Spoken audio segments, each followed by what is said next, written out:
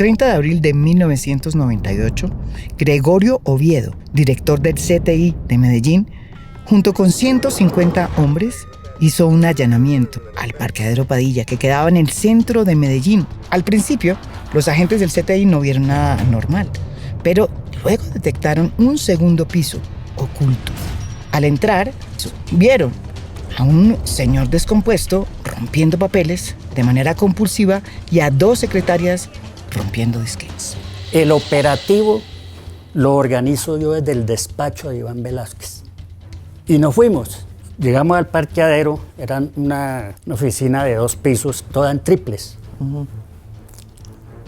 Le dije, vamos a timbrar 2 veces. Si a las 2 veces no abren, tumbamos puertas. Y no hay más que hacer. Sí, timbramos 2 veces y no abrieron. Entonces le dije yo al jefe operativo, le dije, ¿trajo herramienta para abrir eso? Me dijo, sí, duro. Él me decía, duro. Me dijo, sí, duro, claro. El duro. La herramienta era un mancho cuano que medía por lo menos más de 2 metros. Tipo King Kong. Echó 2 pasos atrás y para adelante y le puso el pie ahí. Voló esa vaina. Y él mismo entró por unas escaleras cortas. Entró y tumbó la puerta de las oficinas. Lo primero que encuentro es un radio de alta frecuencia. Estaba prendido. Y en una mesa, un reguero de disquetes. Un reguero. Habían alcanzado a echar un disquete en el triturador de papel. En este momento estamos al frente del parqueadero Padilla, en el centro de la ciudad. Y si la gente que está viendo esto mira, pues la oficina es perfectamente camuflada. O sea, esto es una zona, siempre ha sido así, muy comercial, muy de parqueaderos, y una oficina ahí no genera ningún tipo de sospechas. El edificio de la justicia es ese que está allá arriba. Por eso es que ellos desde allá veían. Claro, ese es el Palacio de Justicia de Medellín, pero ahí también ha habido oficinas de la Fiscalía. Ahí están pues los fiscales especializados. Desde allá, en uno de los pisos medianamente altos, se puede ver el parqueadero perfectamente. El señor que rompía papeles fue capturado y se llamaba Jacinto Alberto Soto Toro. Este sujeto, conocido con el alias de Lucas, era nada más ni nada menos que el jefe financiero de las autodefensas de Córdoba y Urabá, un poderoso grupo paramilitar fundado por los Castaño en 1994. Lucas era un hombre supremamente importante para Carlos Castaño, que era del nivel superior, que precisamente por eso es que Castaño dispuso que había que hacer todo lo posible para que Lucas saliera de la cárcel. Y contaba HH que efectivamente, si mal no recuerdo, me hablaba de 800 millones de pesos en 1998 que había costado la salida de Lucas, que efectivamente se fugó de la cárcel saliendo por la puerta principal. En esa diligencia se encontró dinero en efectivo, 2 armas con salvoconducto a nombre de Lucas. También evidencias de que había una relación muy estrecha con las autoridades militares, porque en los vipers que se encontraron en el allanamiento, pues se hablaba y se establecían relaciones con muchos militares de la época. Pero también se encontraron los nombres y todo el organigrama de los integrantes de las autodefensas campesinas de Córdoba y de Urabá. Sin embargo, lo que más les llamó la atención a los agentes del CTI fueron los libros de contabilidad que encontraron y que revelaban un grado de sofisticación financiera que los sorprendió. Se identificaron 496 cuentas bancarias de una serie de empresas que eran muy conocidas a nivel nacional. Que así como las ACU crecen llamadas por comerciantes y todas estas personas desde la legalidad, el acuerdo era que yo le mando a usted hombres, pero usted me los mantiene, ¿cierto? Entonces los empresarios que habían pedido, entre comillas, ese servicio criminal, pues no le pagaban a cada uno, sino que había unos dispositivos financieros que recogían la plata y la centralizaron en Medellín, en lo que es el parqueadero Padilla. Entonces lo que encuentran ahí, luego de mirar todos los asientos contables, es un patrón de cheques, ¿cierto? Un conjunto de cheques que se calcula, se hicieron más de 30.000 transacciones en un tiempo que es indeterminado, porque no se ha podido precisar si es 96, 97, 95, 98, pero se hicieron por lo menos más de 30.000 transacciones. Y lo que han hecho los investigadores es crear un patrón de cómo se movía la plata. Entonces logran depurar todos los asientos contables y encuentran por lo menos 496 cuentas bancarias. Ok, listo. Entonces encuentran que son supuestamente de donde llegaban los recursos. El problema es que el descubrimiento, y eso lo han dicho los mismos jefes paramilitares en Justicia y Paz, dejaba al descubierto el entramado financiero que sostenía la SACU de la época. De hecho, Carlos Castaño llama a Diego Fernando Murillo, alias Don Berna, y le dice: usted me hace el favor y me recupera todo eso. En parte se molestó porque pudo haber sido que quedaba expuesta mucha gente, muchas empresas, y obviamente él quiso tomar medidas. La primera medida fue dar la orden de matar a todos los que habían estado involucrados en el procedimiento. Me llamó mucho la atención cuando miré uno de los libros, que creo que eran 2, en la primera página. El libro tal vez se iniciaba con un registro de la compra de un barco para Salvatore Mancuso, que también era realmente desconocido para nosotros. Es la primera vez que sabemos. Por lo menos para mí, sí era la primera vez que conocía ese nombre, que no sabía quién era en realidad Salvatore Mancuso, pero me pareció extraño que las autodefensas estuvieran comprando una embarcación. Y ahí estaba todo el organigrama de la autodefensa, pero ya el nuevo, cómo iban a operar como AUC. Todo lo que encontraron indicaba que los paramilitares tenían tras de sí un gran entramado que les permitía comportarse como una empresa legal para lavar sus dineros producto del expolio y del narcotráfico a través del sistema bancario. Las autodefensas de Córdoba y Urabá son en realidad un regalo envenenado que nos dejaron los Pepes, ese grupo de búsqueda que se conformó entre el gobierno y varios sectores del narcotráfico para acabar con el famoso Pablo Escobar. En 1994, fecha en que se fundó la Autodefensa Campesina de Córdoba y Urabá, el gobierno del expresidente Gaviria expidió el decreto de las Convivir, esas cooperativas de seguridad que se crearon para apoyar a la fuerza pública en la lucha contra las FARC. En los organigramas que se encontraron en el parqueadero Padilla, se pudo establecer que varias de las personas pertenecientes a esas autodefensas formaron también parte de las Convivir y que las usaron para cometer todas sus tropelías y para lavar el dinero. Ese fue el caso de la Convivir El Cóndor y de la Convivir Papagayo. Pero ese caso no fue el único. Eso sucedió en casi todo el territorio nacional. Desde este parqueadero, alias Lucas, en coordinación con las autoridades militares, le suministró hombres, armamentos y recursos a distintas estructuras de la organización con las cuales se cometieron graves violaciones a los derechos humanos y al VIH. De allí se planearon, financiaron y apoyaron logísticamente las masacres ocurridas entre 1994 y 1998. Entre ellas está la masacre de La Granja, ocurrida el 15 de julio de 1996, la de Pichilín en Morroa, en Sucre, el 4 de diciembre de 1996, y la del Aro, en octubre de 1997, masacre que duró más de 10 días. Lo que se conoce de cómo llegaban las SACU al territorio, se conoce a través de los tribunales de justicia y paz, de los testimonios de los excombatientes que comparecieron en ese Tribunal de Justicia Transicional.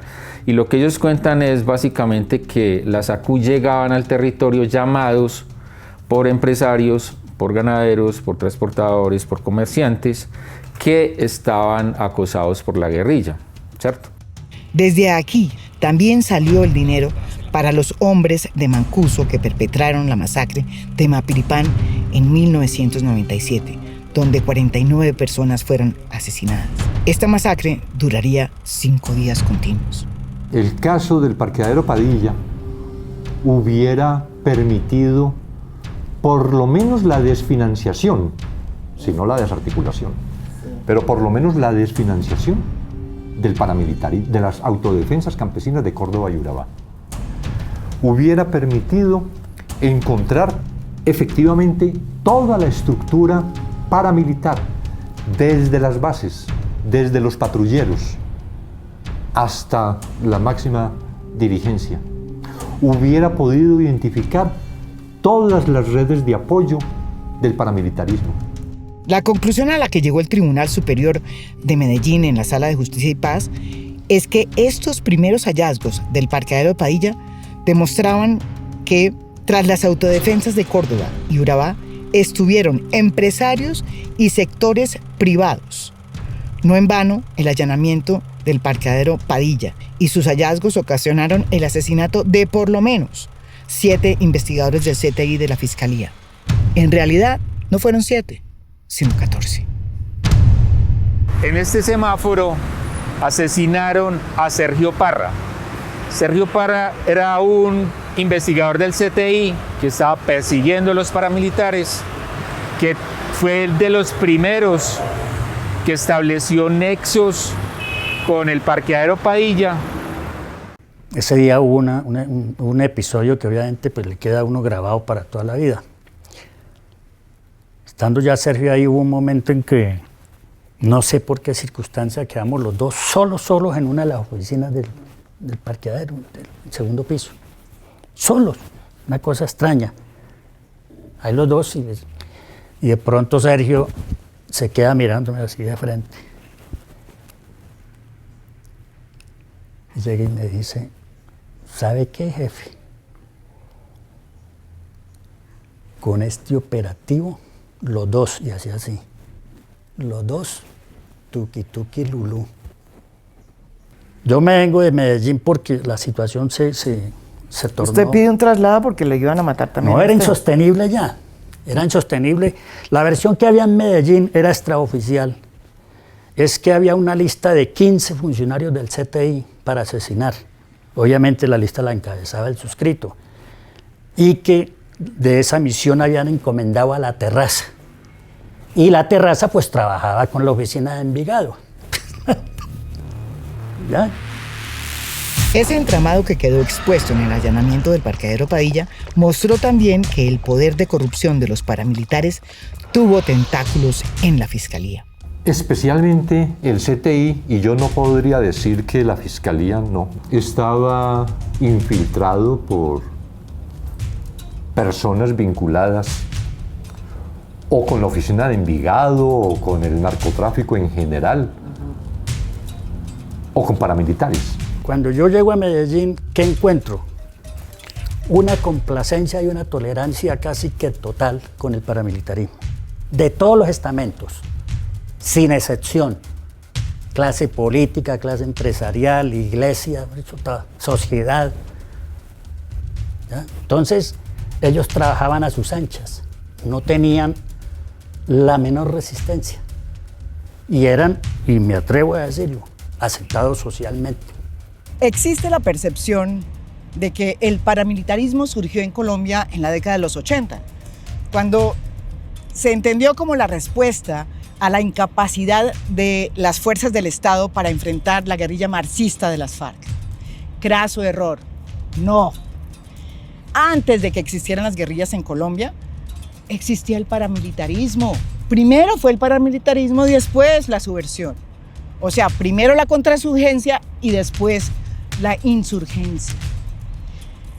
Prueba de eso es la historia. En los años 40 y 50 se recurrió al paramilitarismo y fue avalado por el poder y el establecimiento económico y político, ¿sí?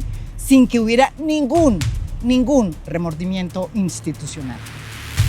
En los 40, el grupo conocido como Chulavitas fue un grupo paramilitar que operó desde la clandestinidad con el apoyo del gobierno conservador y que fue el responsable de actos violentos y de asesinatos contra los liberales. Más tarde, en el Valle del Cauca se integraría otro grupo de justicia privada llamado Los Pájaros, cuyo objetivo fue reprimir la protesta social durante la dictadura de Rojas Pinilla. En 1960 el paramilitarismo vuelve a surgir con más fuerza y es el Estado mismo el que le da nuevas alas con la expedición del Plan Lazo, inspirado en los preceptos de la doctrina de la seguridad nacional, creada para frenar el comunismo en la región. En 1965, el entonces presidente Guillermo León Valencia expidió un decreto en el que legalizó la conformación de autodefensas campesinas, permitió el porte de armas a particulares y le dio luz verde a las Fuerzas Armadas para que armaran a la población campesina con el propósito de enfrentar a la guerrilla de las FARC. La década de los 80 y de los 90, que coincidieron con la de la gran expansión militar, pues fue también el momento en que las Convivir pudieron hacer y deshacer, porque el Estado que las creó, pues ni las supervisó ni las vigiló. Cuando las Convivir se desactivaron, ya el paramilitarismo no solo era un actor armado muy importante en la guerra, sino también era un actor que había ganado legitimidad en el establecimiento que lo percibía como el sostenedor del statu quo.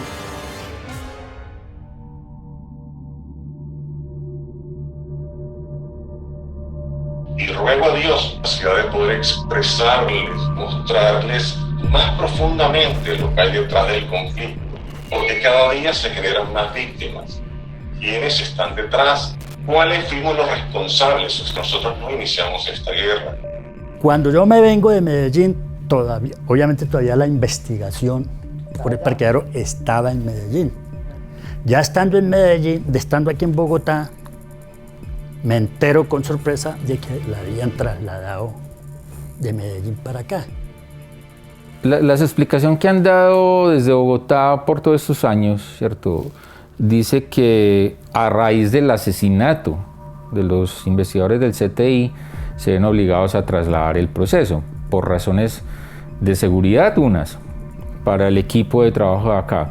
Segundo, también se ha argumentado que había mayores recursos en Bogotá para adelantar esa investigación, mucha más gente más como con mayores características profesionales, porque esto necesitaba un equipo de contadores, de financieros muy vasto, ¿cierto? Entonces que allá había mejores recursos y mayor tecnología. ¿Y usted le pareció eso raro?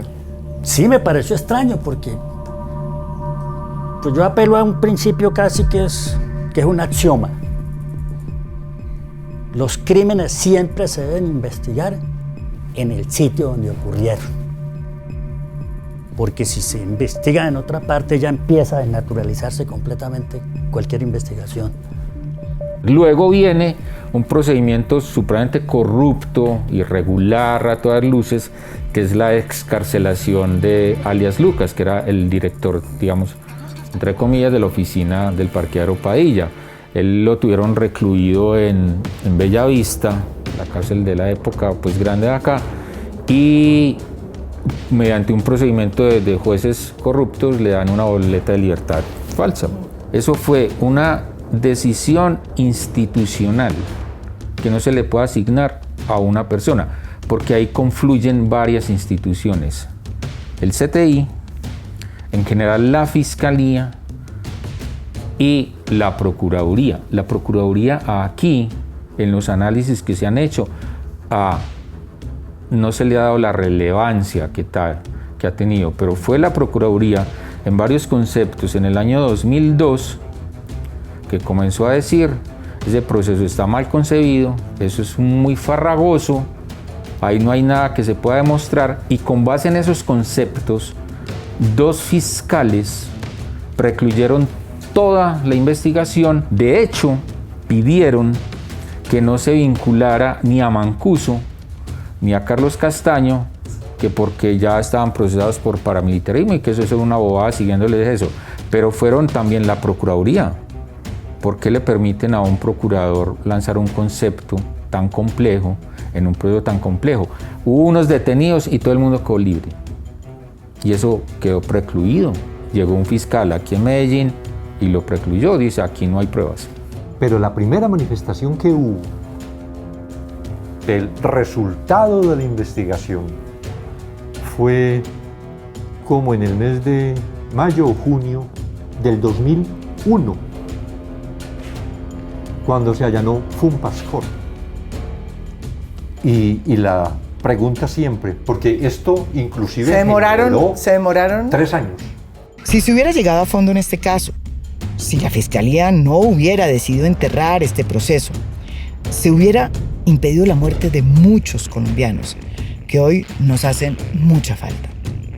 Este entramado le permitió al paramilitarismo llegar al Congreso, ser recibido con los brazos abiertos por los partidos tradicionales. ¿Se acuerdan de la parapolítica?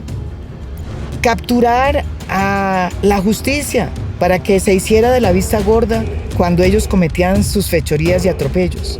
Y le sirvió también para penetrar agencias del Estado, como sucedió con ILAS. ¿Por qué la Fiscalía y la sociedad, en el fondo, han sido tan poco interesados en encontrar ese entramado? Por la naturaleza de los intereses involucrados en el paramilitarismo, en el fenómeno paramilitar. Porque el fenómeno paramilitar, como digo, no es solo la organización paramilitar, es además la conciencia paramilitar que se ha extendido en nuestras regiones, en los territorios. Pero ¿por qué no se ha querido ahondar? Precisamente porque hay intereses de las élites que son las que están detrás del fenómeno paramilitar, que si se escarbara mucho, van a salir a flote. Intuitivamente y con base en lo que uno ha estudiado, faltó voluntad política, ¿cierto? Por el nivel de comprometidos que había ahí en esas cuentas bancarias. Entonces faltó voluntad política, faltó mayor tecnología, faltó mayor trabajo interdisciplinario, ¿cierto? Claro, usted no va a tener tecnología, equipos interdisciplinarios si usted no tiene voluntad política, ¿cierto? Saber quién financió o quiénes financiaron al paramilitarismo, quiénes fueron los que lavaron o les lavaron el dinero, que causó tanto dolor y sangre a muchos colombianos, saber cuál era ese entramado que permitió creaciones como financieras, entre comillas, como las del parqueadero Padilla, es y debería ser una de las necesidades más importantes y más urgentes del país. Sobre todo si queremos hacer un tránsito hacia la paz y abandonar la guerra. Las autodefensas campesinas de Córdoba y de Urabá ya no existen. Las que le sucedieron, que fueron las AUC, las Autodefensas Unidas de Colombia, se desmantelaron en un acuerdo muy discutido en el gobierno del presidente Uribe. Sin embargo, las estructuras subsisten. Y en ciudades como Medellín, es evidente que detrás de esta ciudad pujante e importante existe un mundo que maneja como si fuera un banco de segundo nivel la oficina de Envigado.